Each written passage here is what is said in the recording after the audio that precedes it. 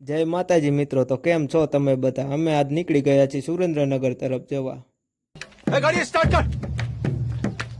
Finally અમે સુરેન્દ્રનગર જવા માટે રોડે ચડી ગયા છીએ. આ રોડ ઉપર જ્યારે નીકળો ત્યારે કામ ચાલુ જ હોય, જે તમે જોઈ શકો છો. પાછળ ટ્રાફિકની લાઈન તો જોવો થઈ.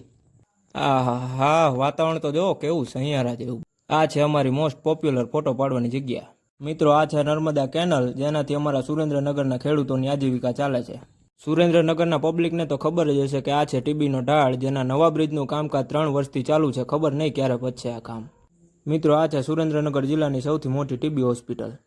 આ છે સુરેન્દ્રનગરનો મેઇન રોડ, જેની હાલત નેશનલ હાઈવેને પણ ટક્કર મારે તેવી છે.